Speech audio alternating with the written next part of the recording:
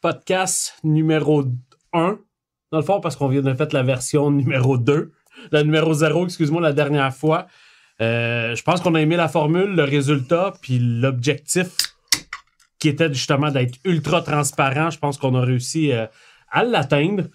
Fait que, justement, c'est un peu le format que je veux utiliser aujourd'hui. Tu connais un peu les grandes lignes des questions que je vais te poser, mais surtout la thématique.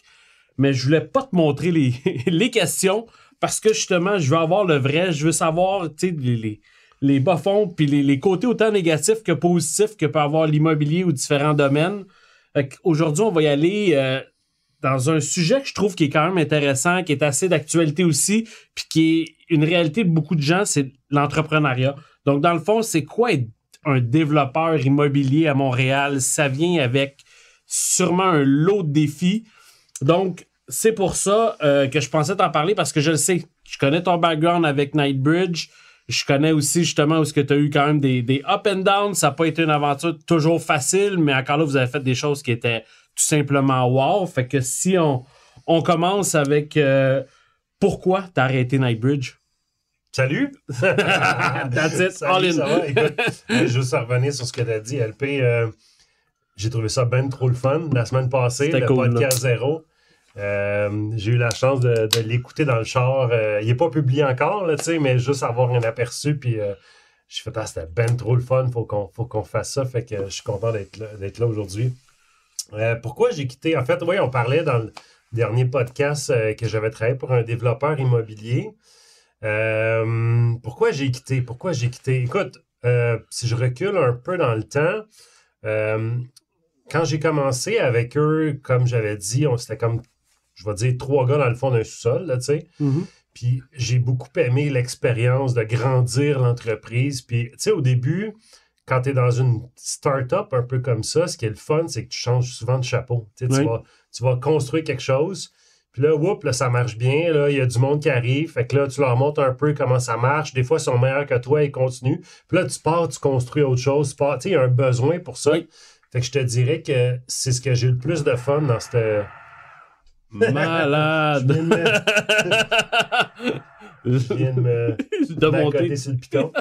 À peu près là qu'on était, je pense. Oui, ça fait du sens. Fait que c'est ça, j'aimais ça, construire des choses. Fait que ça, c'était vraiment cool. Puis, je t'expliquais qu'à travers tout ça, à un moment donné, bon, on a parti comme un peu, si je veux un peu l'imaginer, un promoteur immobilier, qu'est-ce que c'est? C'est comme un chef d'orchestre qui construit un projet immobilier, mais en fait, il ne le construit pas, il ne tient pas le marteau. Il réunit l'entrepreneur général, il va chercher les permis, il va chercher du financement. C'est le chef d'orchestre. C'est ça, le promoteur immobilier, tu sais. Okay. Fait qu'au début, le promoteur immobilier, c'était ça. Puis là, à un certain point, les gars se sont dit, OK, on est tanné de faire affaire avec toutes sortes d'entrepreneurs généraux, puis on ne contrôle pas le produit. Ils sont allés partir leur propre entrepreneur général. Okay. Puis après ça, ils donnaient, au début, ils faisaient vendre les condos par des courtiers immobiliers. Puis là, à un moment donné, ils se sont dit, on aimerait mieux avoir le propre contrôle. Puis là, ils sont bâtis une équipe de vente. Puis j'étais beaucoup mêlé à cette équipe de vente-là. C'est peut-être, je vais dire, le département où j'ai le plus travaillé. Puis, à un moment donné aussi, c'est là où je t'expliquais qu'ils ont dit, ouais, mais là, à chaque fois qu'il y a quelqu'un qui veut acheter nos condos, c'est conditionnel à ce qu'ils vendent quelque chose. Mm-hmm. On va se partir une équipe immobilière qui va aussi les aider à vendre ça. Fait que c'est là, ça qui t'allumait, là, le fait de te promener. C'est comme ça que je suis arrivé plus proprement dit dans le courtage immobilier. Puis, tu sais, quand j'étais dans un moment où est-ce que c'était vraiment le fun, j'avais besoin de nouveaux projets puis de découvrir parce que j'avais perdu l'aviation, on en a parlé dans l'autre podcast. Fait que là, je me pose la question, tu sais, qu'est-ce que je vais faire plus tard? J'ai toujours une attirance vers l'immobilier, mais tu sais, ça aurait pu être de la promotion, ça aurait pu être de la publicité, ça aurait pu être du courtage, de l'architecture, tu sais, fait que c'est la raison pourquoi j'ai accepté de demander avec eux. Ça me permettait d'aller visiter tous ces aspects-là. Puis qu'est-ce qui fait exactement? Pourquoi t'as arrêté? C'est ça. On va focuser. Je pense que moi, je le vois d'un concept d'équipe. Des fois, on parle qu'une équipe immobilière, parce que là, effectivement, à la fin, j'étais beaucoup plus impliqué dans l'équipe immobilière, puis j'ai pu me détacher de la majorité des autres départements dans lesquels j'ai travaillé, je vais le dire comme ça, parce qu'on était rendu presque une 50aine donc, de personnes là-dedans. Fait que chacun se spécialisait dans ses forces. Puis moi, le service à la clientèle, le courtage immobilier, c'est une de mes forces. Fait que c'était là où j'étais. Puis je pense, je ne le savais pas à ce moment-là, mais je fais de l'immobilier aujourd'hui, mais dans le fond, qu'est-ce que j'aime? Oui, c'est l'immobilier, mais je te dirais c'est l'entrepreneuriat. Okay. C'est le challenge d'avoir une business, de la construire avec tout ce que ça vient comme défi. Ça m'allume. Ça, c'est vraiment le fun. Puis c'est pour ça, ce que je faisais, ce que j'aimais, c'est partir quelque chose, le faire rouler du mieux que je pouvais. Des fois, avoir du monde qui venait prendre la relève pour après ça aller aider sur un autre projet, tu sais. Puis, à un moment donné, c'est ça. Puis, dans l'immobilier, l'équipe immobilière, puis dans chacun de ces départements-là, tu sais, tu veux, quand tu rentres du monde, c'est pas pour que ça aille moins bien, tu sais, c'est pour que ça aille mieux, tu sais, puis pour que ça soit plus fort, tu sais. Puis, grosso modo, qu'est-ce qui s'est passé? Écoute, on faisait le courtage immobilier. Malheureusement, aujourd'hui, le promoteur, il a fait faillite. Il n'existe plus, là, peut-être, je sais pas, 2 ans après que je sois parti, je me souviens pas exactement. Malheureusement, ils ont fait faillite. Mais, tu sais, c'est sûr, au début, quand tu pars ça, là, tu sais, tu prends des risques parce qu'il y a de la compétition à Montréal. Oui. Fait que si tu essaies de faire comme tout le monde, tu sais, tu vas avoir de la difficulté. Puis moi, j'ai toujours dit, tu sais, si tu fais comme tout le monde, tu vas avoir le même résultat que tout le monde. Si tu fais pas comme les autres, il y a 2 possibilités. Soit que tu vas faire mieux que tout le monde ou soit que tu vas faire pire que tout le monde. Oui. Mais j'ai toujours aimé penser comme ça, puis on faisait ça. Au début, quand on a commencé, on faisait ça. On faisait différent de tout le monde, puis ça donnait qu'on faisait mieux que tout le monde. Puis on dirait que d'un point de vue entrepreneur, moi j'analyse ça après coup. Là, c'est plus dur quand on était dedans, mais on a grossi, puis les propriétaires, les gars, ils ont voulu commencer peut-être un peu à imiter les autres. OK. T'sais? Puis, parce qu'ils se sont dit, tu sais, si eux sont là, mettons, par exemple, un de nos compétiteurs, mettons Prével. Prével, qui est un immense développeur à Montréal. Puis, bien sûr, on voulait devenir peut-être un jour aussi gros que Prével, puis ils ont une belle réputation, tu sais, puis ils sont appréciés. Fait que c'est sûr qu'on regardait qu'est-ce qu'ils faisaient de bien, puis on voulait emprunter ça. Mais à un moment donné, ils ont commencé on engageait du monde, tu sais. Puis engager du monde qui venait un peu nous dire de faire comme tout le monde. Puis là, moi, je me souviens, là, peut-être 1 an ou 2 avant que je parte, là, j'étais, OK, mais là, si on commence justement à faire comme tout le monde, on va avoir le même résultat que tout le monde, on va peut-être détruire qu'est-ce qu'on fait mieux que tout le monde, tu sais. Puis c'est ça qui s'est passé, je pense. Puis là, c'est facile de dire après coup, tu sais, parce qu'on sait le résultat. On connaît la fin, là. C'était pas la bonne décision, mais c'était pas si facile que ça à ce moment-là. Puis je me souviens d'avoir eu cette conversation-là où à un moment donné, la structure grandissait. Puis je disais non, il faut continuer d'innover, il faut continuer de faire différent. Puis c'est ça qui fait notre force. Puis les gars, ils ont pensé. Puis à un moment donné, ça commençait un peu plus à OK, on va rentrer dans le moule. On va arrêter d'essayer d'inventer la roue. On va. Tu sais, il y a des investisseurs aussi qui sont rentrés à un certain point, puis il faut les sécuriser, tout ça. Malheureusement, je pense que c'est ça qui a tué la business et je le sentais venir. OK. J'avais le doute, tu sais. Mais je sentais que, c'est pas la direction que je pense qui est la meilleure. Puis surtout, c'est pas une direction qui me ressemble parce que tu me connais, j'aime ça réinventer la roue. Suivre la recette, et on parlait de recette de cuisine, tu sais, des fois, elle est écrite, puis si tu la suis, elle est supposée d'être bonne. Et j'aime ça, moi, rajouter un peu de spice à gauche, essayer quelque chose, puis ça, c'est ma personnalité. Le Ricardo Daudelin, là. Ouais, c'est ça. Mettre ta petite touche. Tout ça pour te dire que ça me convenait pas. Fait que ça a été ça, pas mal, l'élément déclencheur. OK. Puis j'ai décidé à un moment donné, en fait, ça s'est fait... je parlais avec les gars, puis tu sais, on en parlait ouvertement, là, tu sais, on avait une bonne équipe, fait qu'on pouvait se dire ces vraies choses-là. Puis j'ai expliqué, j'étais pas très d'accord avec ça, puis je me sentais moins à l'aise, puis on a comme... OK, ils ont dit, OK, on va essayer d'arranger ça, puis on a essayé de structurer des choses. Puis au bout d'1 an, je me souviens, parce que je me suis dit à un moment donné, OK, on va essayer ça pendant 1 an. Tu sais, on va voir qu'est-ce que ça donne, on va faire un bout. Puis au bout d'1 an, je me suis dit non, ça n'a pas donné qu'est-ce que j'espérais que ça donne. Pour moi, là, ça s'en allait plus par en bas que par en haut. Puis j'ai dit, c'était de tirer sa plug. Fait qu'on s'est serré la main, puis on s'est dit merci dans le sourire, puis j'apprécie ces gars-là. C'était incroyable. Je leur parle encore aujourd'hui. Je vais aller voir. Je viens de croiser justement un des fondateurs il n'y a pas longtemps, il y a peut-être 2-3 semaines, puis... c'est toujours le fun. Là, fait que, ils sont encore dans le domaine. Là, oui, exact. Tout le monde est dans l'immobilier, c'est juste peut-être différemment. Oui. Mais l'équipe qu'on avait, wow, c'est sûr que c'était écœurant. Cool. Fait que si je comprends bien, tu sais, je veux connaître un peu plus. C'était quoi ton rôle, justement, dans cette équipe-là? Parce que là, ce que je peux comprendre, ça a changé. Ouais. Souvent, tu as porté différents chapeaux, mais en général, c'était quoi, justement, ton rôle principal? J'avais comme 2 chapeaux. Il y avait vendre les condos du promoteur. On vendait sur plan. On réussissait très, très bien parce qu'on était un des seuls à vendre.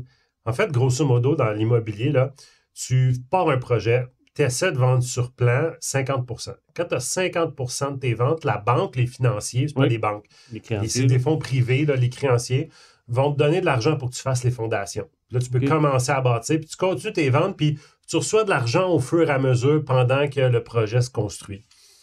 Fait que c'est important, donc, de faire les ventes. Fait que je faisais partie d'une très petite équipe de vente. On était 3 ou 4, tu sais, puis on vendait peut-être une centaine de condos par année sur plan. OK. Fait que dans le fond, on faisait pas juste, en fait, mon rôle, mettons, je peux le diviser en 2 parties. Il y avait une partie qui était comme vendre les projets immobiliers, 50% de mon temps. L'autre 50% de mon temps, c'était de faire du courtage immobilier comme on fait aujourd'hui, d'aider les gens à vendre leur propriété, à acheter. Tu sais, on avait une petite équipe immobilière qui s'est diversifiée.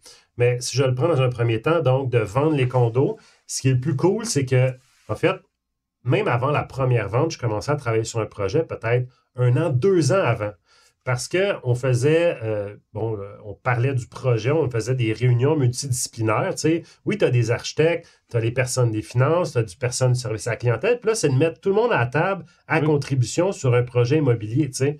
Fait qu'on faisait pas juste comme construire une boîte à beurre qu'on disait avec des briques puis des fenêtres toutes pareilles.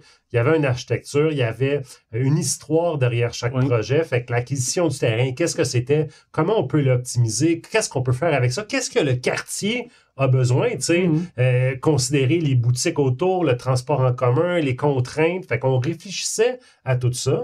On faisait aussi des condos écologiques. Fait que des condos écologiques, ça veut pas dire seulement de juste construire avec des produits, disons, des peintures sans produits chimiques. C'est de considérer chaque emplacement puis de considérer le style de vie des gens pour qu'il y ait le moins possible d'impact sur leur environnement. Fait que, est-ce qu'ils peuvent faire leur épicerie à pied? Est-ce qu'ils ont besoin d'une voiture? Minimiser tous ces impacts-là. Fait que fallait tout prévoir ça 2 ans d'avance, commencer à en discuter, gérer avec les architectes. Puis là, après ça, moi, dans le fond, il y a une phase que j'aimais bien qui était l'optimisation du projet. Fait que là, il fallait décider avec la réglementation de la ville, avec les architectes, OK, combien tu fais de 3 chambres, de 2 chambres, de 1 chambre? C'est sûr, pour un promoteur immobilier, si tu fais juste des 1 chambre, $1 par pied carré, c'est ça qui est le plus payant, mais c'est parce que c'est pas ça que, d'un point de vue urbaniste, c'est pas ça que Montréal a besoin. On a des familles, on veut les garder. Fait que fallait construire, assembler un projet pour que ça fonctionne, avoir une certaine aussi mixité sociale qu'on parlait. Donc, il y a des unités qui sont un peu plus abordables, des unités un peu plus de prestige. C'est important, donc, de balancer tout ça. Fait que dans le fond, il y a toujours, quand tu construis de façon écologique, c'est sûr qu'il y a un coût à ça. Il y a des choses que tu vas faire que d'autres ne font pas. Fait qu'il faut aussi, donc, mon rôle, c'était de mettre en valeur ces éléments-là, puis déterminer, y a-t-il un marché pour ça, puis de déterminer le bon prix. T'sais? Fait qu'on regardait les unités, les plans, puis là, on disait, OK, ça, c'est ce concept-là, mettons, de passer de la chambre à coucher à la salle de bain en passant par le walk-in, en ce moment, c'est moins aimé par les gens. On peut-tu tweaker ça de cette façon-là? Hey, tu sais, un chauffe-eau, là, ça prend de la place. On peut-tu l'enlever puis mettre à place des chauffe-eau instantanés? Ou on peut-tu faire un projet net zéro, par exemple, avec des panneaux solaires sur le toit?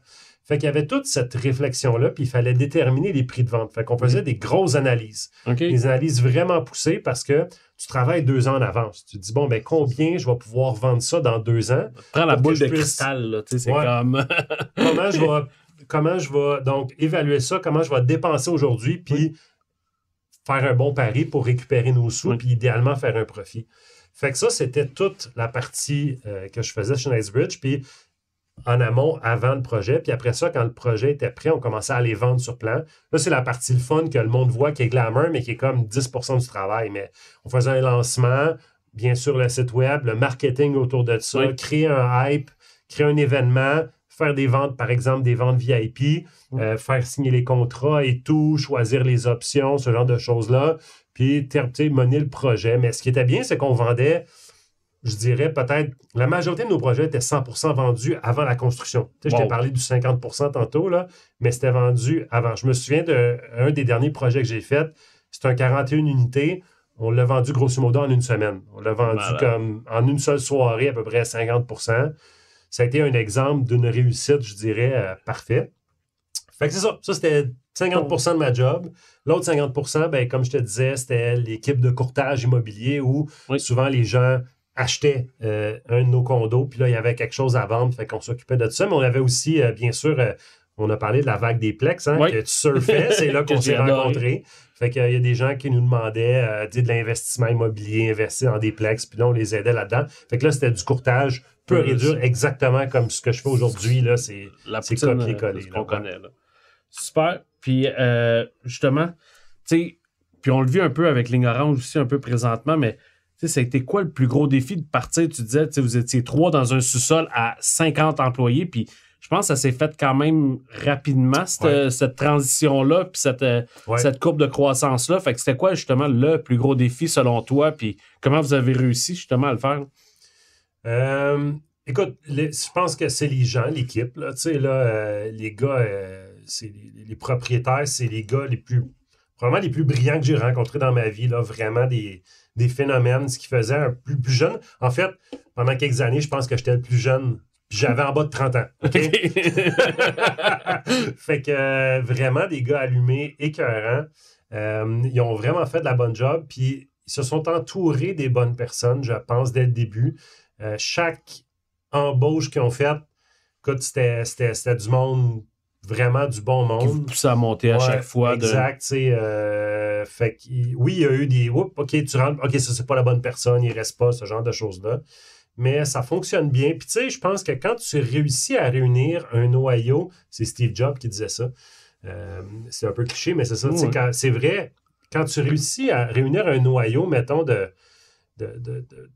performance, là, il commence un peu à s'auto-réguler, puis il ne laisse pas entrer des gens un peu moins performants. Là. D'ailleurs, c'est ça que je disais tantôt, c'est comme, à un moment donné, tu sais, comme de rentrer des gens qui étaient comme un peu plus conservateurs et tout, mais ça ne marchait pas. Il n'y avait pas la même, la même vision que vous autres. Oui, exact. Fait que, écoute, on va pas se le dire, tu sais, en entrepreneuriat, tu as beau réunir tous les ingrédients, aussi des fois, tu as juste de la luck, un petit peu, on va se le dire. Oui. Je pense qu'il ne faut pas le minimiser. Il y a toujours une part de luck dans ce que tu fais.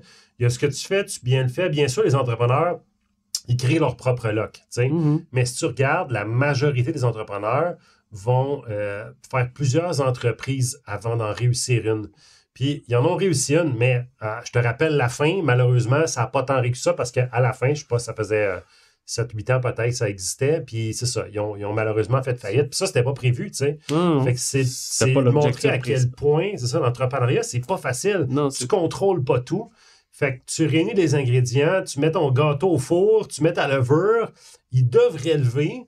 Des fois, tu ouvres le four, puis il est tout écrasé, puis tu comprends pas pourquoi. Ça peut arriver aussi, tu sais. Ah, c'est sûr. Là, c'est pas un plan, tu sais, c'est pas une recette, comme tu dis, qui est écrite, puis c'est comme, fais l'étape 1, va l'étape 2, puis après ça, tout va fonctionner. C'est effectivement ça. La beauté aussi, je pense, de l'entrepreneuriat, tu sais, c'est justement de savoir que tu te lances un peu dans l'inconnu, puis tu ne sais pas ça va être quoi le résultat, même si tu as une idée déjà en tête de la finale. Mais moi, c'est ça que j'ai aimé, là. C'est juste de voir ça, tu sais, d'avoir, OK, puis là, surtout, tu sais, c'est sûr, quand tu travailles, j'ai déjà travaillé un peu pour des plus grosses entreprises, puis c'est ça que j'aime moins parce que, pour moi, mettons, quand tu fais quelque chose, puis, mettons, 500 employés, tu vas pas changer quelque chose vraiment. Tu sais, oui, tu donnes une petite contribution pour l'entreprise, mais c'est moins visible. C'est sûr, quand tu es 10, 4, 2, 5, 20, tu fais une contribution, tu la vois. Ton impact est immédiat, là, c'est ça. Exact. Ça, moi, c'est la partie le fun. C'est ça que j'aime le plus, là. Cool. Donc, on t'a parlé justement, on va parler un peu plus, tu sais, on t'a parlé justement, c'est une entreprise qui vendait des projets lead, qui prend, tu sais, justement, avec une approche des fois un peu marketing, un peu différente. Justement, le lead, c'est juste une raison pour vendre plus cher ou il y a vraiment des critères puis des normes autour du... Ah oui, ben c'est une certification qui existe, là, tu peux la googler, là. Lead Canada, Lead International. C'est ça fait longtemps, là, mais c'est Leadership Environmental Éco quelque chose. Bon, fait que c'est une norme, grosso modo. Si je résume qu'est-ce que c'est la certification LEED, comme je disais tantôt, j'y ai touché un peu, c'est que c'est pas juste avec quel produit tu construis. Pas un mur végétal, puis c'est fini, puis c'est correct, exact, tu c'est l'as. ça, c'est le contexte. Donc, où est-ce que tu es? Qu'est-ce que tu construis? Est-ce que tu détruis quelque chose qui était bon? Tu n'auras pas ta certification s'il y a un bon immeuble, il est encore bon, tu le fous à terre, puis tu veux construire quelque chose d'autre. C'est pas logique. Oui. Donc, il faut considérer prendre un terrain, une opportunité qui n'est pas à son plein potentiel, le transformer. Fait que, mettons, je me souviens d'un projet, j'en prends un, par exemple, que j'ai beaucoup aimé, c'est un projet qui s'appelle l'Artisan, intersection Saint-Hubert et Fayon. Si jamais vous passez dans le coin, dans le quartier de la mode, super beau projet, vraiment cool, il sort de l'ordinaire. Ça s'appelait, c'est ça, donc l'Artisan, en l'honneur des artisans du quartier. Parce que dans ce coin-là, on appelle ça, justement, tu étais dans Guinée, là. Oh oui. Hein? Fait que ceux qui font des uniformes, tout ce qui est de l'industrie de la mode, les tissus, tout est là. Fait que c'est pour ça qu'on avait appelé ça l'artisan. Puis là, il y avait tout un super beau concept. Parce que tu avais une structure de bois. C'était comme un manteau de briques qui était déposé dessus. Bon, il y a une belle histoire architecturale. C'est-tu le projet qui est comme avec des losanges blancs et gris? C'est pas celui-là, hein, non, c'est pas celui-là. Okay. Là, tu parles d'un autre. Mais bref, ce projet-là... Pourquoi je parlais de ça encore déjà?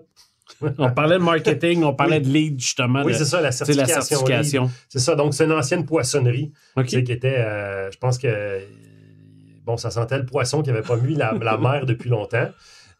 Puis, bon, c'était un gros parking avec une petite poissonnerie dans le milieu, puis tout était en répétitude. Fait qu'on avait considéré ce projet-là, puis là, c'est un quartier qui avait beaucoup d'industrie, qui avait assez pour supporter justement une communauté de gens. Puis là, justement, c'était moins résidentiel, mais on a donc amené l'idée que ça soit résidentiel dans ce secteur-là. Puis comme c'était commercial, on pouvait s'implanter à 100% du terrain, donc mettre ce qu'on appelle, tu sais, là, les murs là, directement sur le bord du trottoir, là, tu sais. Mais on a créé un espace vert intérieur. Fait qu'il faut penser donc à comment les gens vont vivre, il faut penser à tout le contexte. Fait que pour répondre à ta question, Louis-Philippe, quel est le contexte? Oui. Qu'est-ce qu'on va faire? Est-ce que c'est logique? Est-ce que les gens vont avoir besoin justement d'avoir une voiture ou ils peuvent ne pas avoir de voiture puis subvenir à tous leurs besoins? Fait que tu as toute cette partie-là, vivre de façon saine. Mm-hmm. Après ça, construire de façon saine aussi. Fait que oui, avec des matériaux qui minimisent l'impact sur l'environnement. On n'a jamais, par exemple, on ne ferait pas venir des planchers d'Asie, tu sais, ou du granit de Carras en Italie, parce qu'il faut tout transporter ça, ce granit-là, puis brûler du pétrole pour amener ça ici. C'est pas logique quand on a des matériaux d'ici qui se font une super belle job. Oui. Fait qu'on avait justement des belles tables. Je me souviens d'une table comme ça, d'un être québécois. Tu sais, un être, je veux dire, l'arbre s'appelle un être de Sibérie, mais l'arbre était au Québec, tu sais. Mm-hmm. Puis, fait qu'on utilise des matériaux d'ici, du bois canadien, pour, comme je dis, minimiser l'impact environnemental. Fait que la certification LEED comprend tous ces éléments-là. Puis bien sûr, quand tu es chez toi, dans ton condo, effectivement, oui, tu as une meilleure qualité de l'air, tu as différentes choses. La consommation énergétique, la gestion de l'énergie est aussi mise en considération. Je vais donner des petits exemples, mettons, là, qu'on va introduire. Il y avait des petits systèmes, comme par exemple, mettons, quand tu prends ta douche, OK, ou ton lave-vaisselle. N'importe quelle maison au Québec, qu'est-ce qui se passe? Tu tires ça dans les égouts, puis c'est parti. Mais l'eau, là, est chaude. Fait que tu tires de l'énergie dans les égouts. Fait que, mettons, nos constructions, qu'est-ce qu'il y avait? Il y avait un système qui était comme un peu un genre de tuyau qui vient enrouler autour de l'entrée d'eau froide, qui vient donc transférer l'énergie à l'eau qui sort du bâtiment, à l'entrée, l'eau qui entre, pour minimiser la consommation d'énergie. Fait qu'il y a toutes sortes, là, je pourrais en parler pendant des heures, mais il y a toutes sortes de petits mécanismes comme ça qui permettaient donc d'avoir une meilleure performance du bâtiment, puis qui est bon pour l'écologie en général, la santé des gens. Puis, quand on faisait un bâtiment comme ça, on va le soumettre pour avoir une certification LEED. Puis là, grosso modo, il y avait des inspecteurs qui venaient nous voir. Puis là, ils venaient évaluer le projet. Puis là, ils donnaient une certification. Bronze, argent, or, platine, selon une fois que le produit, là, c'est ça. Ouais, est construit. Faisait des tests. LEED, ça veut-tu dire, on parle de construction et tout, au niveau de l'insonorisation, LEED, ça veut-tu justement dire automatiquement que l'insonorisation est optimale, tu n'entendras jamais tes voisins? Nous, on mettait une grande importance à l'insonorisation, on appelait ça l'acoustique du bâtiment. OK. Mais je pense que c'était assez peu considéré dans le cadre de la certification LEED. Nous, on le considérait pour le bien-être des occupants. Par contre, ce qu'il faut savoir, ça aussi, c'est un autre défi parce que l'acoustique du bâtiment, c'est quand même quelque chose de complexe. Si je fais une petite parenthèse, quand vous achetez votre condo, vous avez, quand on veut parler acoustique du bâtiment, tu as les bruits d'impact et les bruits... Parle-en pas trop, parce que justement, là, j'ai des questions là-dessus plus tard, mais vas-y. Écoute, je m'en allais là, tu peux les rayer si tu veux, mais c'est ça, les bruits d'impact, les bruits aériens. Et si tu veux donc minimiser les bruits aériens, les bruits aériens, c'est comme le bébé qui pleure, la télévision qui joue, le système de son du voisin. Pour réduire ça, c'est super simple, tu rajoutes de la masse. Okay. Une grosse chape de béton, de la masse dans tes murs, tu vas arrêter ça. Par contre, le deuxième type de bruit, c'est les bruits d'impact. Oui. Les talons hauts sur le plancher, oui. sur la dalle de béton. Les bruits d'impact, ça, c'est extrêmement difficile de les réduire. Et si tu veux les réduire, tu es obligé de construire d'une nouvelle façon qui est beaucoup plus chère. Je vais donner un exemple. Nous, qu'est-ce qu'on faisait? C'est qu'on construisait un peu le principe des boîtes à souliers dans une boîte à souliers, dans une plus grosse boîte. Fait que chaque condo était comme, on va dire, une boîte. Imaginez une boîte à souliers, puis tu la mets dans la boîte, mais tu mets de l'espace entre chaque boîte pour pas qu'ils se touchent. Ça, éviter le contact puis les vibrations. Éviter les vibrations, exactement. Je me souviens d'un projet où, mettons, tu as une cage d'escalier pour monter. Fait que la cage d'escalier, elle a sa propre fondation qui ne touche pas à la fondation de tout le bâtiment. Pourquoi? Parce que, puis là, ça monte, mettons, sur 3-4 étages. Les gens montent les marches, puis ça fait des vibrations, c'est normal. Oui. Mais là, ça ne touche pas à chacune des unités. Comme ça, tu ne transmets pas le son, la réverbération. Fait que de construire de cette façon-là, que ce soit pour la certification LEED ou pour une acoustique exceptionnelle, c'est sûr que ça a un coût. C'est pas juste clouer des 2x4 ensemble, puis après ça, mettre un prix, tu sais. Fait qu'on avait un coût de construction qui était beaucoup plus élevé que les autres. Tu sais, mettons un de nos compétiteurs, tu regardes un projet, c'est plus des chiffres valides aujourd'hui, mais mettons, eux autres construits, on va dire, à 250 $ du pied carré construisible. Nous, on construisait à 350 $ du pied carré construisible. Pour le même, mettons, 4,5, on dépensait 100 $ de plus du pied carré. Exactement. Fait que c'est bien beau avoir cette qualité-là, cette vision-là, mais il faut toujours se poser la question, y a-t-il des gens qui sont prêts à payer pour ça? Oui. Fait que là, c'était ça mon rôle, c'était de trouver, de dire oui, il y a des gens qui sont prêts à payer pour ça, leur expliquer, le mettre en marché pour que l'acheteur fasse comme oui, OK, je reconnais ça, je veux ça, je suis prêt à payer pour ça. Parce que c'est sûr, il y a des gens qui venaient nous voir qui disaient hey, ton condo, là, c'est un 4,5 de 800 pieds carrés, j'en ai un autre bord de la rue à 300 000, pourquoi tu essaies de me le vendre 450 000, tu sais, à ce moment-là? Ça amène justement ma prochaine question. T'sais, comment vous faites? Je sais que on a souvent parlé, c'était un de vos challenges de dire, OK, regarde, on va battre le marché, on va être capable de vendre le plus cher possible. C'était quoi votre truc, justement, pour réussir à faire ça au-delà du lead? Parce qu'on le sait que on n'essayait pas, pour la majorité des projets, le but, c'était pas de vendre le plus cher possible, pour corriger ton phrasing. Oui. C'était de construire de façon écologique, de faire un profit, parce qu'on a besoin de faire un profit comme entreprise, mais c'était pas vendre le plus cher possible, techniquement. Okay. Puis on a fait des projets un peu plus, je vais dire, accessibles, puis des projets, ça dépend de la localisation, tu sais. Oui. Prime Spot, en face du parc de la Petite-Italie, ben, tu sais, c'est sûr que c'était des condos plus chers. Puis on a construit dans des quartiers comme Hochelaga-Maisonneuve, Verdun, ben on payait moins cher le terrain, définitivement, fait qu'on était capable de l'offrir à un prix beaucoup plus abordable. Fait qu'il y avait cette fonction-là, mais qu'est-ce qu'on faisait? Ben là, on rentre dans le marketing immobilier 101. Exact. Puis c'est sûr qu'on n'avait pas vraiment d'unité modèle. On en avait, mais assez peu, grosso modo, parce qu'on vendait tous nos produits. Sur plan, directement. Des fois, on se gardait une unité pendant qu'on construisait pour dire, regardez, ça ressemble, voyez, on expliquait quelles sont les différences, à quoi ça peut ressembler, mais on vendait un projet totalement différent. Fait que, qu'est-ce qu'on a fait? Contrairement à beaucoup de promoteurs, si tu regardes sur Internet, tu te magasines un condo, les promoteurs immobiliers, ils vendent des condos comme voici telle unité, voici telle chose. Tu vends du concret. Oui. Nous, avant que ça soit déjà, puis là, je recule il y a plus que 10 ans en arrière, là, on a créé une idéologie. On vendait un concept. Le concept de vivre dans du lead. Le concept d'avoir une acoustique exceptionnelle. Le concept d'avoir une architecture qui se différencie. Tu sais, avoir une double hauteur, tu sais, ça n'a pas de fonction proprement dit. Là, tu sais, là, c'est du pied cube qui est là, que tu as payé. tu pourrais rentabiliser en mettant un plancher, mais des fois, tu vas prendre la décision, non, on va le garder en double hauteur pour donner de l'espace, pour donner un sentiment de bien-être. Moi, ça va être des doubles hauteurs, ça me permet de réfléchir. Oui. Quand j'ai un plafond à 7 pieds au-dessus de la tête, j'ai des moins bonnes idées que quand il est à 20 pieds. Mais tout ça pour te dire que c'était... Donc, il fallait faire ce choix-là. Il fallait éduquer les gens vers ce choix-là, puis combien ça coûte, puis pourquoi on le fait. Puis trouver des acheteurs qui étaient prêts à payer pour ça. Fait que... avant même l'avènement des médias sociaux, ben, on expliquait notre produit, on expliquait de différentes façons par des vidéos, par des articles, à des journalistes. Oui. On faisait du bruit d'une façon marketing pour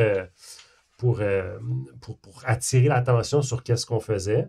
Votre branding était tout simplement wow. Tu sais, l'histoire que vous racontiez à chaque fois, puis le branding de la compagnie lui-même aussi, veut pas, je pense que les gens se rattachaient à la compagnie, au-delà des projets aussi. Là, ben, on vendait pourquoi on construisait plus que ce qu'on construit. Fait que la grande réussite, c'est qu'à un moment donné, quand je suis rentré, effectivement, on est peut-être tombé dans le piège de vendre des produits. Mais à un moment donné, là, quand on a réussi à faire ce shift-là, ce qu'on s'est rendu compte, c'est que les gens nous appelaient, ils disaient « OK, je veux un condo. » Tu sais, il y avait déjà sa décision est prise. J'achète un nouveau condo. Maintenant, aidez-moi à déterminer lequel ça va être.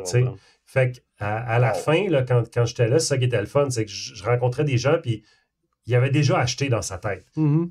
Puis là, je devais lui dire, écoute, le condo que tu as besoin, que tu veux, parfait, il est en construction en ce moment, mais il va être disponible dans 2 ans. Fait que tu vas falloir que tu sois patient. Parce que c'était ça, parce qu'on vendait 1 an, 2 ans d'avance nos projets. Fait que voilà. Puis justement, prochaine question, tu vends justement des projets dans 1 an, 2 ans, puis on sait, veut pas, il y a plein d'imprévus. Comment vous faisiez pour être capable de livrer réellement ce qui était annoncé? Parce qu'on le voit, là, il y a eu des projets que ça n'a pas toujours été le cas. Fait que... Écoute, la business de développeur immobilier, c'est très difficile.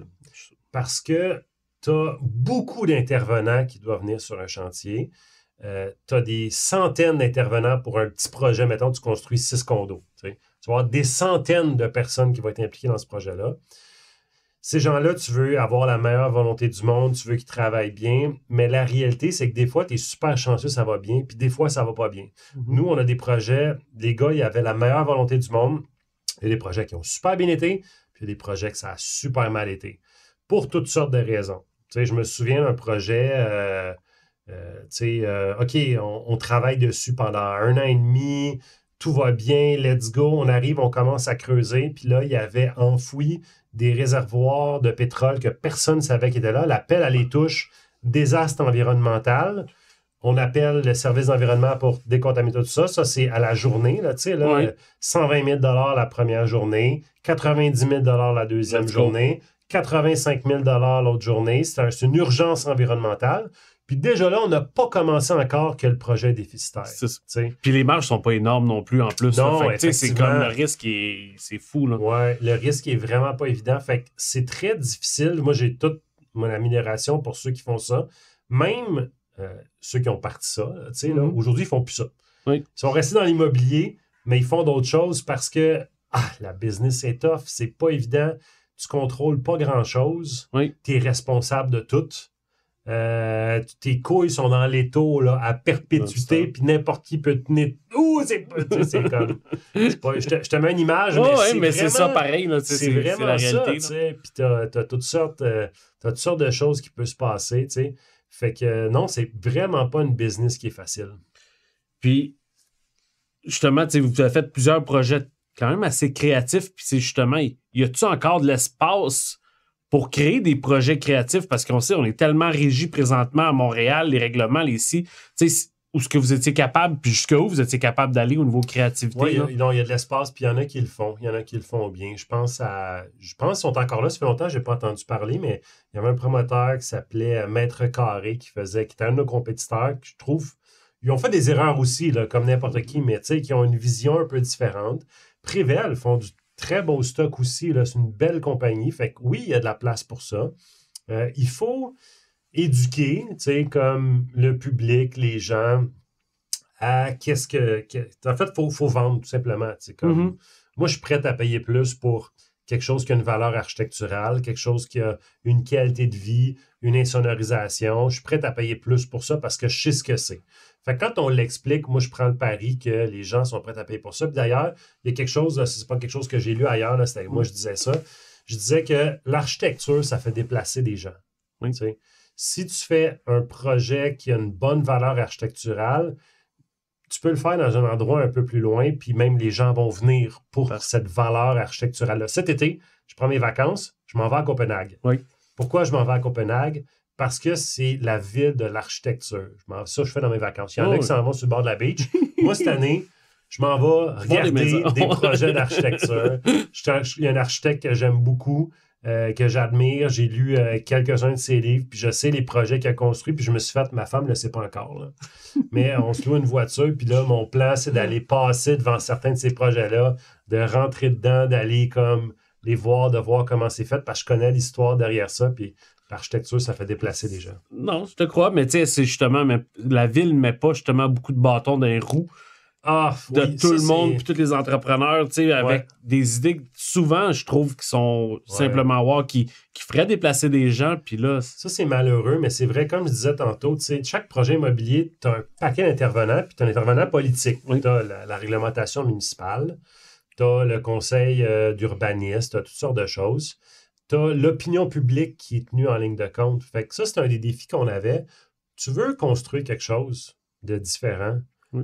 La majorité des voisins, quand ils ne connaissent pas quelque chose, ils veulent rien savoir. Ils veulent rien savoir, ils veulent refuser, ils veulent même bloquer ton projet. Mm-hmm. Fait qu'on avait souvent ce débat-là. Tu as beau avoir les meilleures intentions du monde, mais il y a des gens, parce qu'ils ne comprennent pas, parce que tu as mal expliqué peut-être, ou parce que c'est difficile, justement, qui vont freiner, empêcher ce projet-là. Copenhague, c'est un bel exemple. Les projets qu'il y a eu, les gens de Copenhague se sont insultés devant ça. Mais il y a eu une volonté politique qui a fait non, on va le faire pareil parce qu'on voit le bénéfice pour les gens. Ils ont pris ce risque-là, puis aujourd'hui, Copenhague a une valeur architecturale. Oui. À Montréal, généralement, on n'est pas encore rendu là. On est très conservateur. C'est assez conservateur, puis quand tu veux construire quelque chose, ils vont te dire faut que ça ressemble à ce que c'était qui a été construit il y a 200 ans. Oui. Tu veux de la brique rouge, tu veux que les fenêtres soient de la même dimension, alignées avec les voisins. On ne pense pas de façon architecturale, de façon générale. Fait que c'est difficile, oui, c'est très difficile. Il y a certains arrondissements, des fois, certains maires, qu'il y avait une ouverture. C'est comme, tu sais, lui, non, je veux faire quelque chose de différent, puis je veux aller dans cette direction-là, puis je prends le risque politique. Là, à ce moment-là, il y a des opportunités qui peuvent se créer. Je me souviens, nous, notre rêve, un de nos rêves, en fait, chapeau pour les gars, un moment donné, quand ça allait bien, tu sais, ils ont réuni tous les employés, puis ils ont dit, OK, on a atteint nos buts, puis on aimerait ça que vous nous aidiez à décider c'est quoi notre but l'année prochaine. Puis on s'est consulté tout le monde ensemble, puis notre objectif, c'était de construire une école, de faire une école pour les jeunes, justement avec notre expertise d'architecture, de certification LEED, d'amener une qualité de vie, puis de considérer tout ça, d'amener tout ce qu'on faisait, puis quelle est la meilleure place que de faire ça pour une école primaire, tu sais. Fait que c'est comme on était super excités par ça, puis OK, on va le faire, puis on est 53 employés, puis c'est comme OK, tout le monde, on s'en va par là, puis on make it happen. Malheureusement, ça ne s'est jamais produit. Parce que, justement, à cause de la paperasse, de la politique. Puis il y avait une règle qui disait non, les écoles, vous n'avez pas le droit de réfléchir. Vous prenez le plus bas soumissionnaire. Il faut que ça coûte le moins cher possible. Oui. Une règle qui a été écrite, je ne sais pas en quelle année, peut-être il y a 30, 45 ans, qui n'a jamais été révisée. Puis c'est encore comme ça qu'ils prennent leurs décisions aujourd'hui. Oui. Ils ne pensent pas au futur. T'sais. Fait qu'on a cette lourdeur administrative.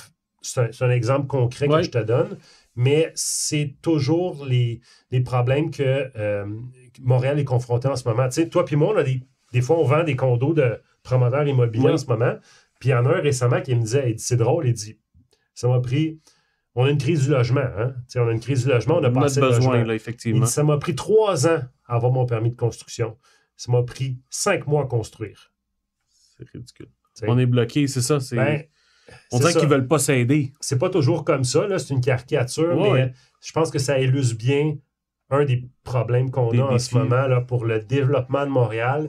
Je pense que Écoute, je suis pas en politique, je suis juste un maudit courtier immobilier. Mm-hmm. Mais tu sais, je pense qu'on a intérêt à travailler ensemble, puis autant les élus, les urbanistes, les promoteurs immobiliers doivent se parler et trouver des solutions parce qu'on en a besoin. Effectivement. Très bon. Après ça, est-ce que c'était justement, on a parlé du déclic, pourquoi t'es parlé. Sinon, au niveau des non-dits, au niveau du travail, tu veux pas l'entrepreneur, on le sait, il va livrer des projets. Y a-tu des choses que tu connais que monsieur, madame, tout le monde, souvent, on n'est pas au courant, justement, au niveau de la construction, au niveau de l'entrepreneur?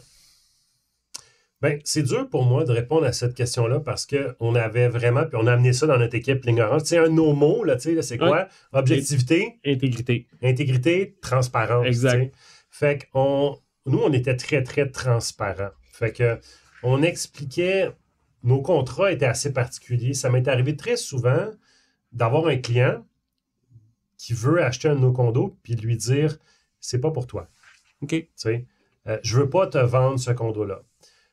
Pour acheter un projet neuf sur plan, là, c'est pas la même chose que d'acheter quelque chose qui est construit, que tu peux toucher, que tu peux voir. Oui. Fait que ça prend une certaine personnalité. Puis nous, on détectait, ça, c'est pas la personnalité pour ça, c'est quelqu'un qui va être trop anxieux, c'est quelqu'un qui va pas bien dormir pendant 2 ans, qui va sucer toute notre énergie. Il faut qu'il y ait une relation de confiance qui s'installe puis qui comprenne bien où est-ce qu'on s'en va avec ça puis qu'est-ce qu'on essaie d'accomplir. Fait que ça prenait un match. Fait que je dirais aux gens, quand tu veux acheter du neuf, informe-toi avant pour bien comprendre qu'est-ce que c'est. Parce que ce que tu vas acheter, c'est un bout de papier puis tu n'as pas le contrôle sur le résultat final. Fait que c'est important de comprendre quel va être le contrôle. Puis c'est pas une question, c'est pas toujours la faute de l'entrepreneur. Là. Je me souviens d'un projet, on faisait, OK, on fait un truc, puis là, ben, c'est des condos un peu plus luxueux, puis il y a un escalier central qui est comme une des pièces maîtresses. Grosso modo, notre idée, c'était d'avoir quasiment un arbre au milieu, puis un escalier géant qui fait le tour, grosso modo. Là, là. Fait qu'on produit le projet, on demande combien ça coûte, on trouve la personne qui va faire l'escalier, il nous cote, je me souviens bien, 120 000 pour faire l'escalier. Parfait, on vend le projet, on va de l'avant, on arrive à commencer, puis là, il décide, non, c'est 380 000 finalement. Ouais. Là, tu viens de jeter à terre notre affaire. Là, on s'est entendu, les contrats sont signés, mais il y a des séries. S'il ne le fait pas, c'est ça qui s'est passé. T'sais. Fait qu'on avait beau, des fois, essayer d'aligner les choses. On avait la sincère croyance que c'était pour se faire. Il y a quelqu'un, quelque part, qui a décidé que ça changeait. On n'a pas trouvé de solution, à part qu'il a fallu faire un escalier moins complexe avec quelqu'un d'autre. On n'a pas eu les résultats qu'on avait promis aux gens. Il y a eu des discussions, on s'est ajusté, mais on était de bonne foi. Fait que, mais pour probablement beaucoup de gens, on passait peut-être pour des gros méchants qui avaient planifié ça ou qui en avaient peut-être profité alors que c'était pas le cas. Fait que, il y a ces difficultés-là. C'est pas facile. Pas facile parce que tu deals avec des gens, puis je me souviens des fois, tu engages quelqu'un pour te faire une job, il te fait la meilleure job du monde. C'est écœurant. Tu dis, hey, je le veux sur tous mes projets. Ça va être lui, c'est mon homme de projet d'après, tu sais pas qu'est-ce qui se passe, il s'est passé de quoi dans sa vie, puis il te fait une job de merde. Parce que dans le fond, à aucun moment, c'était vous qui êtes entrepreneur. C'était pas. Oui, non, on était entrepreneur, mais on n'avait pas, comme je te dis, il y a des centaines de personnes. C'était pas nos employés. Là. Ça te prend des plombiers, des électriciens, des spécialistes pour faire des planchers de béton, des spécialistes pour les polir, des spécialistes environnementaux, des spécialistes. Oui, il y en a plusieurs. Tu es un chef d'orchestre. Puis tu t'amènes, tu convaincs tout le monde d'amener son instrument, puis on va tous jouer. On s'en va. Mais t'en as un qui décide de jouer de la merde au tuba, puis il n'y a pas personne qui joue du tuba à court terme. Tu deals avec, tu sais. C'est ça. Tu prends ce que t'as. Oui, exact. Justement, un peu plus léger, un peu plus en regard avec aujourd'hui. Tu sais, si je te donne carte blanche aujourd'hui, tu redeviens entrepreneur, tu fais quoi comme projet? Tu parles en immobilier? En immobilier, oui. En immobilier. En tant qu'entrepreneur, t'es... Écoute, là, j'ai des enfants. Oui. Les enfants vont dans des écoles. Oui. Des écoles où il y a des problèmes d'amiante. Où que c'est très, très, très, très, très toxique pour la santé. Tu sais? On a une cliente, je ne sais pas si tu viens récemment, une trentaine d'années, en très grande forme, jamais fumé de sa vie, décédée d'un cancer du poumon. Oui. Tu sais? potentiellement, peut-être qu'il avait respiré de l'amiante, peut-être dans sa vie, peut-être pas, tu sais, mais c'est ça. Fait que c'est plate, mais c'est ça en ce moment. Ah, écoute, si j'avais du pouvoir, je pense que c'est une des choses peut-être de régler tout de suite, là, peut-être la qualité architecturale de nos écoles, la façon qu'elles sont construites, mais juste changer les règles. Parce que ça, en immobilier, tu peux pas comme... C'est bien beau ce que je dis, mais tu sais, t'as pas une baguette magique, puis toum, t'as quelque chose de nouveau. Fait qu'il faut que tu changes des règles pour qu'aujourd'hui, les choses commencent à se construire différemment, puis tu vas avoir des bénéfices dans 50 ans. C'est comme ça marche. Mais en politique, ça pense pas 50 ans derrière, ça pense 4 ans à la fois. Fait que ça, c'est un gros problème. Mais je pense qu'il faut avoir le courage de prendre ces décisions-là, de dire des fois, malheureusement, d'aller contre l'opinion publique, parce que des fois, ils ne comprennent pas, puis de dire non, c'est bon pour nous, c'est bon pour la population, c'est bon pour le Québec, c'est bon pour la ville, c'est bon pour votre santé. On change ces règles-là. That's it, that's all. Oui. Je pense que ça prend ce courage-là pour le faire. Puis, il y a des entrepreneurs qui sont prêts à le faire. J'en travaillais pour un. Oui. On se faisait mettre des bâtons dans les roues. On ne peut pas changer ça. C'est sûr. Fait que c'est sûr que je recommanderais ceux qui le font continuer de le faire. Malheureusement, c'est un parcours du combattant, puis des fois, vous vous faites bâcher, mais vous le faites pour les bonnes choses. Pour les bonnes raisons. Oui, il y en a encore, je suis convaincu, puis je veux que ça continue de continuer. Comme je te disais, le projet des écoles, ça serait très, très cool. Une autre chose aussi que je peux parler, parce que, tu sais, on se promène, toi puis moi, à Montréal, fait on rencontre des gens, on voit les enjeux auxquels ils sont confrontés, tu sais. Puis, je pense que c'est drôle parce que j'ai posé la question à des urbanistes. T'sais. Puis je dis, c'est quoi être urbaniste? Oui. Puis là, ils me disent, c'est de faciliter donc la vie en communauté, puis de penser à tous ces systèmes-là, puis de comment ça fonctionne, puis tout ça. T'sais. Mais c'est drôle parce on forme ces urbanistes-là, mais les règlements ne sont pas du tout en accord avec cette vision-là. Okay. On les consulte, mais on s'en va dans une autre direction. Fait que, tu sais, je regarde Montréal, tu sais, pendant longtemps, tu sais, c'est pas compliqué. Il faut, puis ça, là, c'est une opinion très impopulaire, là, j'en suis conscient. Il y en a qui n'aiment pas ça, entendre ça.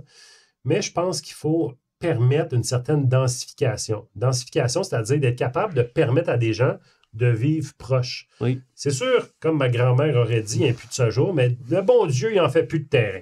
OK? Exact. Fait que, surtout à Montréal, ils sont tous pris. Fait que tu as deux options. Par en haut ou par en bas, pour le même espace. Oui. Par en bas, c'est un peu plate, c'est un peu sombre. Surtout avec les pluies qu'on a eues les dernières années, je suis pas sûr qu'en par en bas, c'est la bonne. Ça coûte encore plus cher. La solution, c'est d'aller par en haut. Puis ça a plein de bénéfices que moi, je vois. Je ne suis pas urbaniste, OK? Fait que je mesure pas, je connais pas tous les bénéfices et tout, mais tu sais, quand tu as une certaine densité de population, tu es aussi capable de faire vivre des commerces. Oui. Si tu as une petite communauté, puis tu as juste une épicerie, puis tu as, mettons, 50 habitants, tu n'en as pas assez pour faire vivre l'épicerie. Tu as besoin d'une densité. C'est la même chose en ville, tu sais.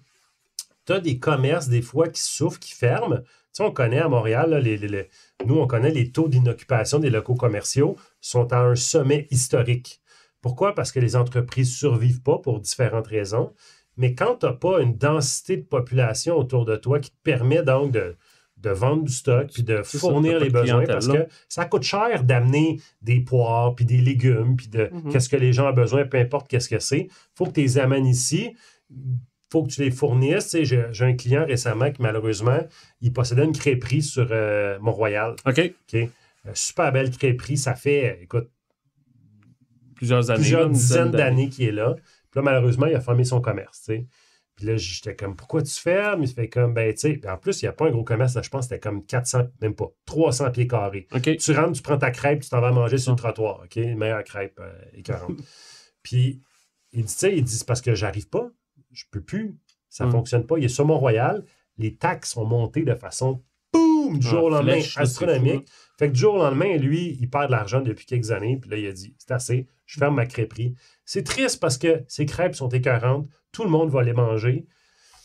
Tu sais, c'est un bon commerce. C'est un bon commerce, mais là, il a été tué. Puis dans ce cas-là, ça, c'est un autre problème. Le marché immobilier monte. La ville, bien sûr, veut sa part, veut entretenir la ville, monte les taxes, mais de façon très rapide et très drastique. Puis souvent, ils vont tuer les entrepreneurs, vont tuer les entreprises parce qu'ils ont monté trop vite, ils n'ont pas eu le temps de s'ajuster. Oui. Le gars ne va pas se mettre à vendre ses crêpes 25$. Là, mais non, c'est ça. Puis après ça, c'est le consommateur qui va payer, puis il viendra tout simplement plus parce que c'est ça. Mais c'est ça. Mais c'est ça qui est le fun. C'est l'entrepreneuriat, c'est cette partie-là de voir les business. Moi, quand je rentre quelque part, là, je vois, OK, il y a combien de personnes qui rentrent à l'heure? Ça veut dire combien? Puis c'est à peu près ça, son profit. C'est mon trip. Puis ton meilleur conseil, on va avec la dernière question, ce serait quoi ton meilleur conseil pour un acheteur aujourd'hui qui va acheter un condo neuf, justement, sur plan ou autant une construction neuve qui n'a jamais été habitée? Là? Écoute, fais tes devoirs, fais beaucoup de devoirs pour comprendre qu'est-ce que tu achètes, qu'est-ce que ça inclut, qu'est-ce que pas. La réputation de celui qui construit est super importante. Oui. Fait que tu as des promoteurs qui ont une bonne réputation, qui, comme je dis, c'est pas garant. Tu prends un risque. Tu prends un risque en partant, puis c'est correct. La date de livraison qu'ils vont te donner, prends-la pas pour du cash. Il faut que tu sois flexible parce que des problèmes, ça arrive. Puis ça ne sera pas toujours la faute du promoteur. Il va arriver un homme orange qui va mettre des tarifs quelque part, puis ça va retarder ton projet. Ou tu vas creuser, puis tu vas trouver des réservoirs enfouis, puis il va falloir que tu décontamines pendant des mois. C'est des choses qui peuvent arriver. Fait que c'est de comprendre qu'est-ce que tu achètes. La réputation, je pense, de la personne qui construit est super importante. Sa volonté. Fait que rencontre-le, pose des questions. Fais tes recherches. Ouais, regarde son honnêteté. Est-ce qu'il répond à tes questions? Est-ce qu'il est honnête? Est-ce qu'il te dit qu'est-ce que tu veux entendre? Ou il te dit les vraies choses, puis il dit, garde, ça là, notre objectif, c'est ça, mais la réalité, c'est que je ne le sais pas. Oui. La date de livraison que je te donne, c'est celle-là qu'on vise, mais tout peut arriver. Puis en ce moment, on prévoit être là, puis on est là, fait que ça va bien. OK, fair enough, tu sais. Il faut avoir des vraies conversations parce que c'est ça. Puis aujourd'hui, c'est le fun parce qu'il y a des nouveaux plans de garantie qui existent, qui n'étaient pas là quand moi je travaillais dans le domaine, qui est, que je pense, une bonne chose, qui font un bon travail, fait qu'ils vont garantir certaines choses, puis ton argent va être en sécurité. Tu sais, tu peux pas... c'était rare, mais tu sais, c'est déjà arrivé. On a déjà entendu des histoires où quelqu'un vend quelque chose, prend l'argent, puis disparaît. Puis s'en va au Bahamas, quelque chose comme ça.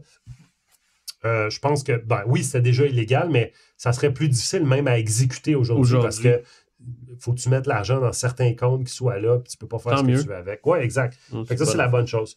Fait que c'est juste une job d'information.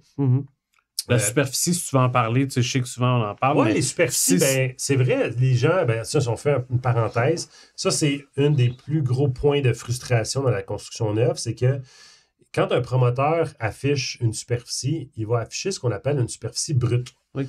Superficie brute, c'est, moi j'aime ça l'appeler la superficie légale. C'est ton carré légal, tu sais, là, qu'est-ce qui t'appartient. Mettons qu'il est 10 par 10, fait que tu as 100 pieds carrés. OK? Ça, c'est la partie légale, mais le promoteur va construire des murs. Fait que tu vas perdre la superficie, tu vas perdre la moitié de l'épaisseur des murs parce qu'il va mettre le mur sur la ligne. Il va mettre des murs dans le milieu. Il va toutes sortes de choses qui vont se passer. Là, il va arriver pour construire. Le voisin, il est comme un peu décalé. Fait qu'il va tasser une coupe de pouce. Il y a toutes sortes de choses. Fait que ce qu'il faut comprendre, c'est que la superficie brute qu'il va te vendre, c'est pas la superficie nette. La superficie nette, on la connaît pas. On va la connaître quand ça va être construit. Un arpenteur géomètre qui va arriver, puis là, qui va mesurer l'intérieur des murs. Oui. Puis ça, il y a une différence entre les deux. Environ, dépendamment des projets, là, mettons je dirais un 12-13%. Mais si les murs extérieurs sont plus épais, c'est un peu plus gros, tout ça. Fait que c'est juste d'être conscient de ça. Quand tu achètes quelque chose, normalement, ils vont publier une superficie brute parce que la superficie nette n'existe pas. Elle n'est pas connue encore. Là. Assume qu'il va y avoir une superficie nette, donc ça va être plus petit que ça.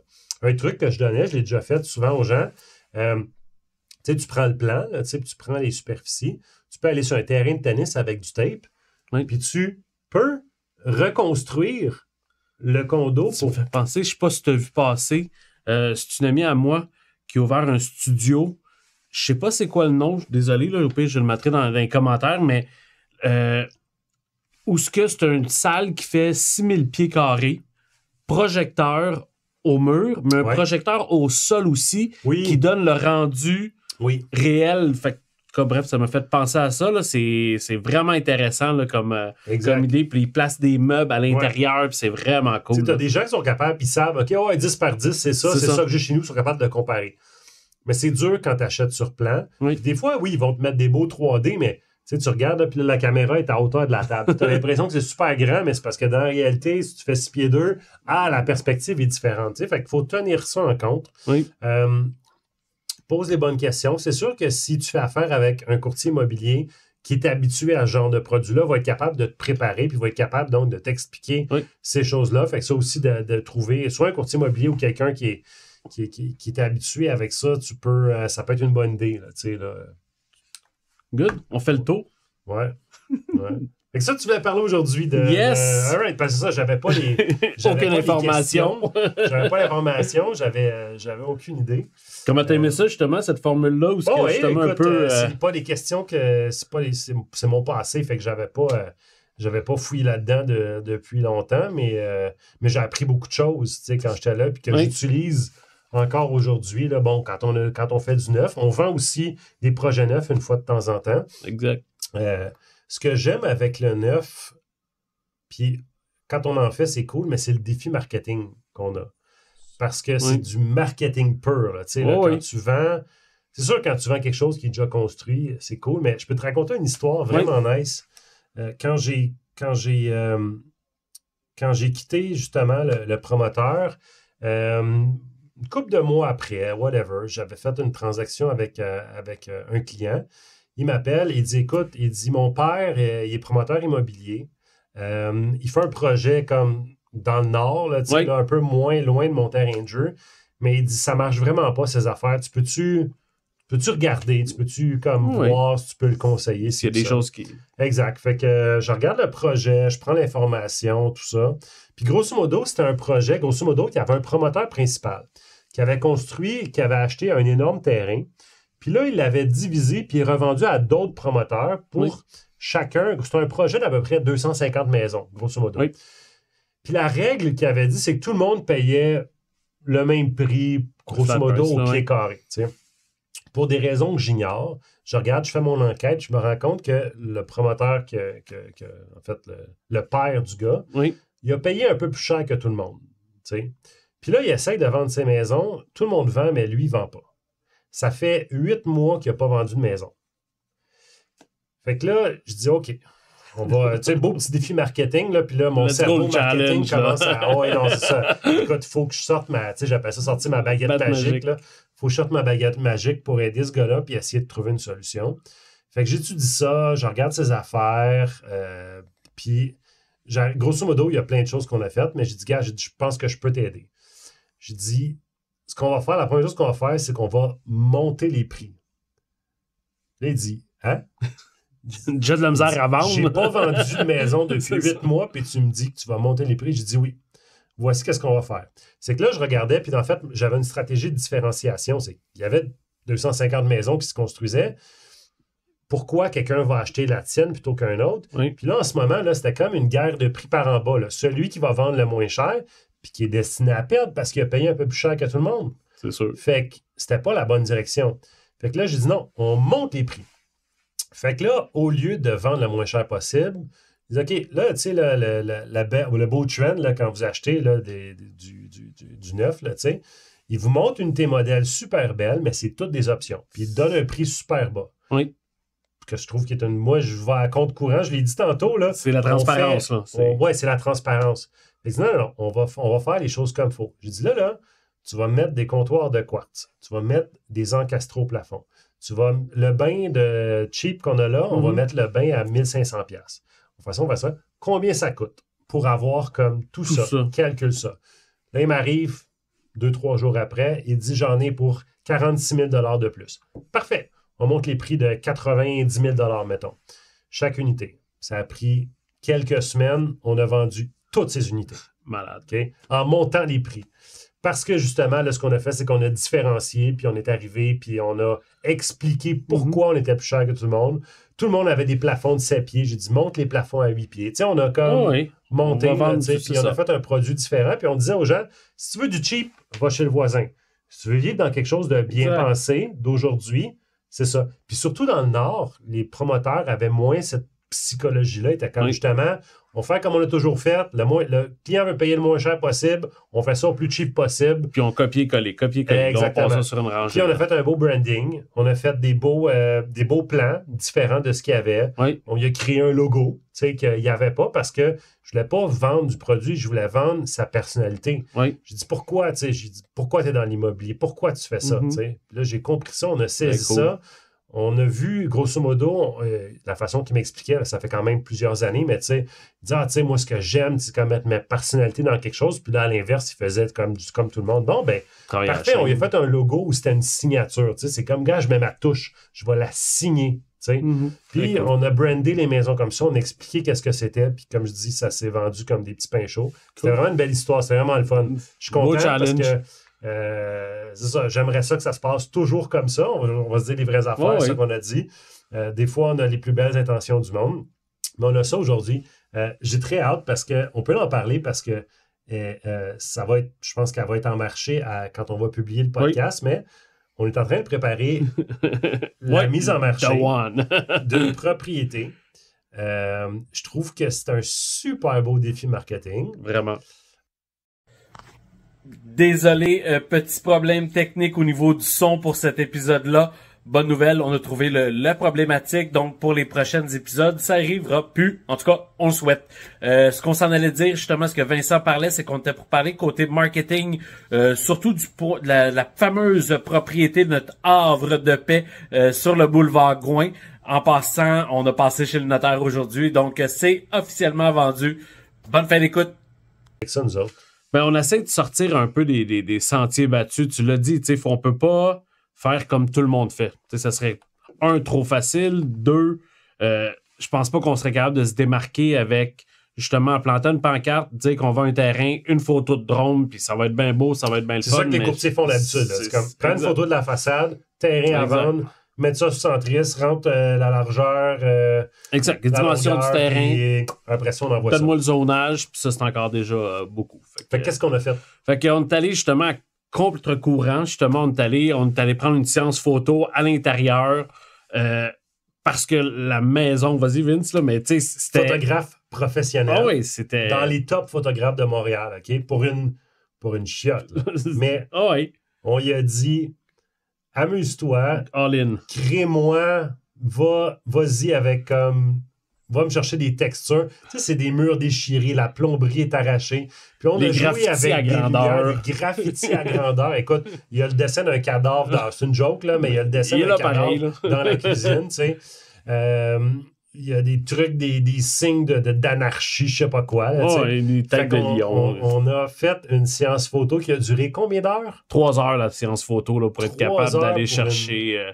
pour une maison qu'honnêtement, d'habitude, on n'aurait même pas fait de photos. Là, c'était... Puis t'as enregistré une mémorable vidéo où tu fais visiter la propriété. Oui. T'es pas en train de dire, par exemple... pour rénovateur, beaucoup de potentiel. Non. Non. Qu'est-ce que tu dis dedans? Mais tu sais, il va vraiment de façon. Je suis allé vraiment, comme faut que je me démarque encore là, faut qu'on aille chercher le plus de monde possible pour être capable de trouver l'acheteur qui veut cette maison-là. Fait que je suis allé vraiment de très, très, très humoristique, là. Tu sais, c'est pas que je me prenais zéro sérieux. Ça m'est venu en tête.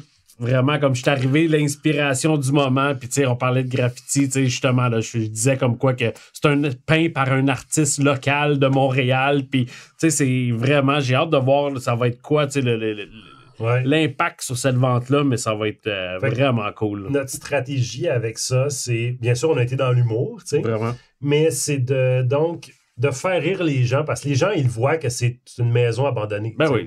Fait qu'on n'a pas besoin de dire c'est pour un rénovateur ou c'est pour quelqu'un avec des beaux projets, avec beaucoup de potentiel. Tu veux dire... Maison besoin d'amour. C'est ça, exactement. Ça, on n'a pas besoin d'aller là. Fait qu'on a décidé d'aller dans la critique humoristique. Tu parles dans la vidéo de, justement, que c'est très, très, très, très tranquille. Oui. Il n'y a pas de bruit de plomberie ou de... Il n'y a aucun problème de mécanique du bâtiment là, qui vibre parce que, en fait, l'eau est déconnectée puis l'électricité aussi. Fait que c'est effectivement très, très drôle. Fait qu'on a fait la chambre des maîtres avec de l'écho. Oui, avec beaucoup d'écho, effectivement. Fait que non, c'est ça, vous allez... peut-être si on a la chance, on la mettra dans les commentaires, mais on va voir comment ça va se passer. Oui. C'est pas, comme on a dit à notre client, de façon très, très transparente.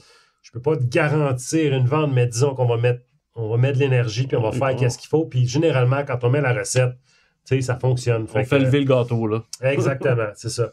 Puis, fait que j'ai bien hâte de voir, mais tu sais, je trouve que c'est un bel exemple de défi marketing qui sort de l'ordinaire. Puis... Comme tu as appelé, c'est pas un hot dog qu'on vend, là. Ouais. C'est vraiment, là, on sort vraiment des sentiers battus un peu. Puis c'est sûr qu'on a quand même encore là, un peu comme dans ton ancienne vie, on a des règles qu'on doit suivre et tout avec toi CQ, mais on est capable justement de jouer. Parlons un peu du marketing immobilier traditionnel. T'sais. On va parler, mettons, du marketing immobilier, des courtiers immobiliers en général. Mm-hmm. Est-ce que tu le trouves, toi, est-ce que tu le trouves bon? Qu'est-ce que tu regardes? Qu'est-ce que tu penses qui est une erreur? T'as-tu une critique de... Oui. Je trouve que beaucoup de courtiers, malheureusement, puis surtout dans l'ère où ce qu'on a avec les médias sociaux et tout, vont se mettre au devant de la propriété. Personnellement, je trouve que pour moi, ça, c'est l'erreur numéro 1. Ce qu'on veut vendre, c'est une propriété. L'objectif, c'est pas de nous vendre, c'est de vendre la maison. Fait que, ça, c'est pour moi le point numéro 1 que je vois que les courtiers d'aujourd'hui, puis de penser que c'est facile. C'est pas vrai que c'est facile de vendre une propriété. C'est pas juste de planter une pancarte puis go, tu t'en vas. Je pense qu'il doit avoir tout l'esprit de créativité. L'acheteur d'aujourd'hui, tu sais, il peut voir la maison, mais il peut être à minuit le soir dans son lit en train de regarder sur son téléphone. La pancarte à minuit, il la voit pas. Fait que c'est important, justement, je pense, d'être partout. Puis justement, cette créativité-là, nous permet d'être partout. Là, non, c'est vrai, on est chanceux parce qu'on va se le dire, Centris.ca, c'est le meilleur site web immobilier.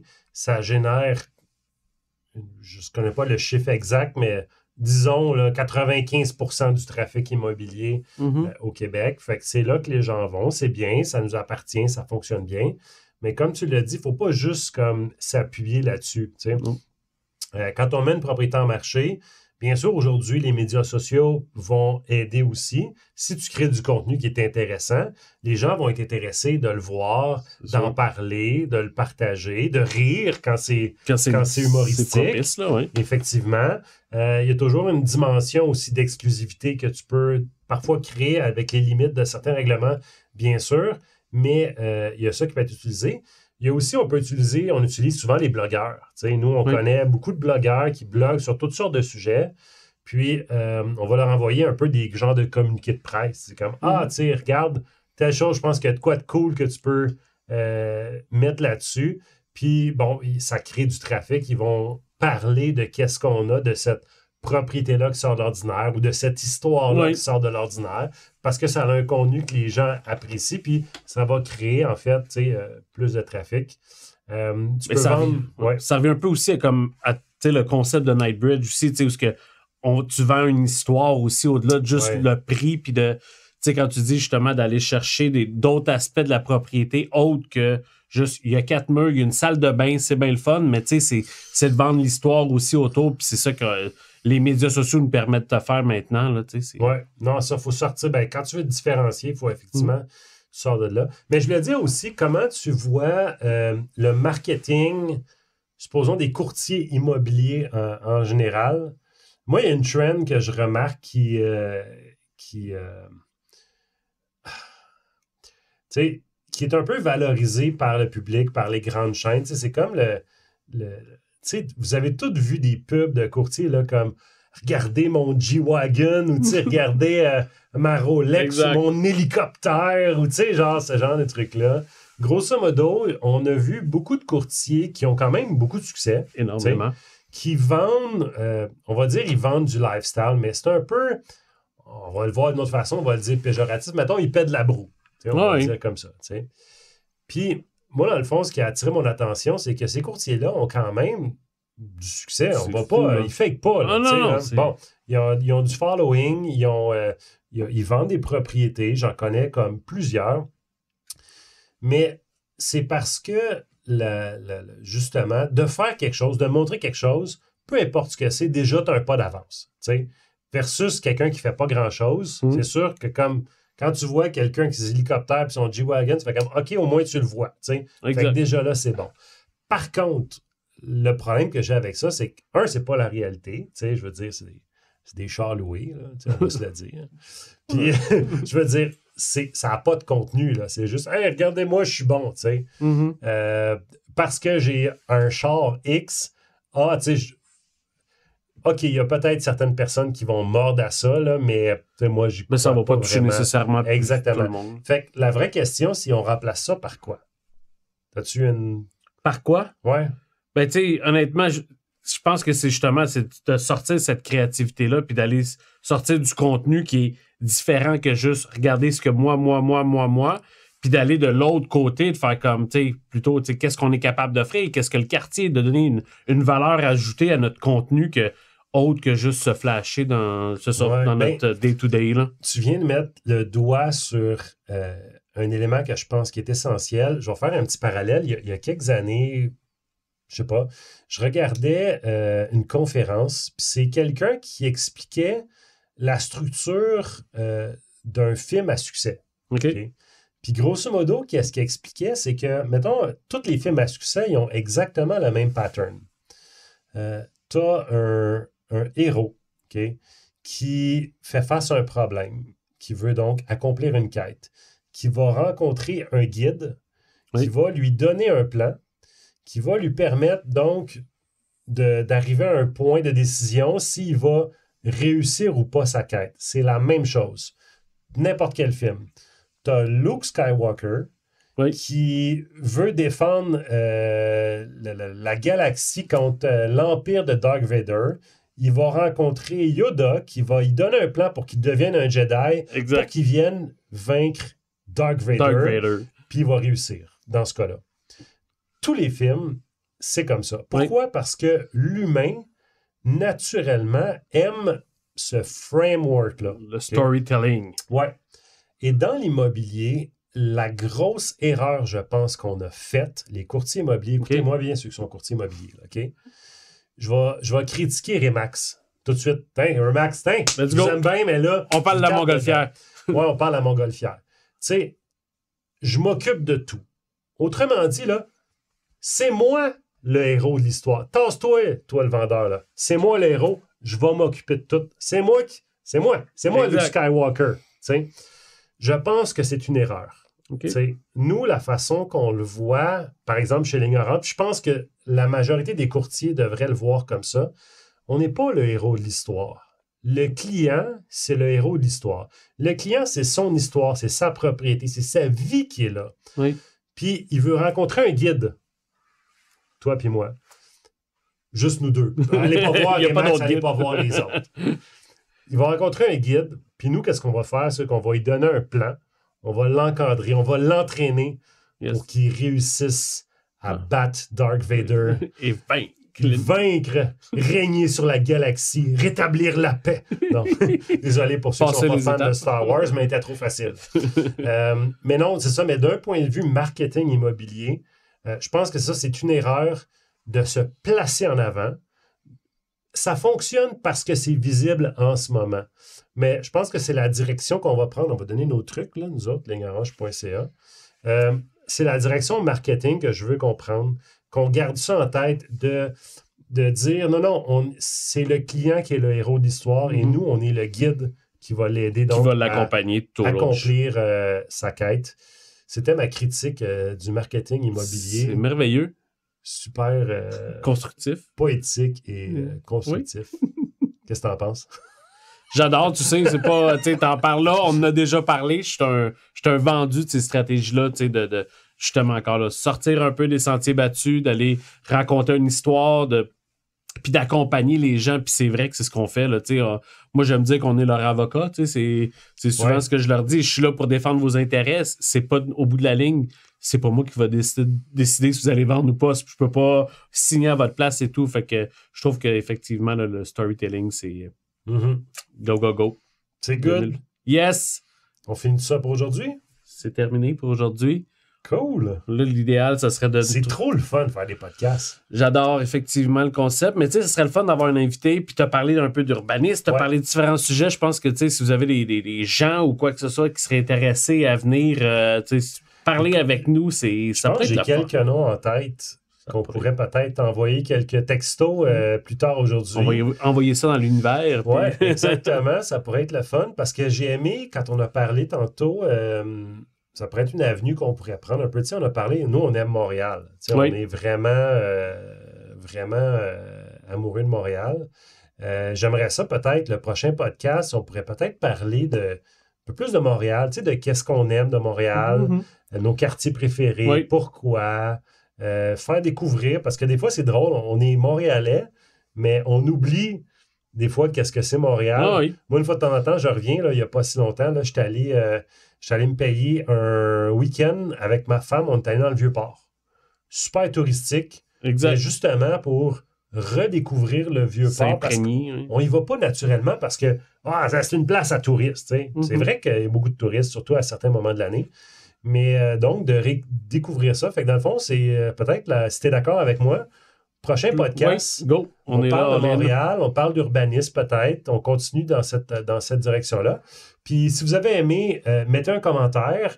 Si vous avez des questions, des directions que vous aimeriez qu'on prenne, gênez-vous pas. On est là pour ça. Good job. Salut tout le monde. Ciao.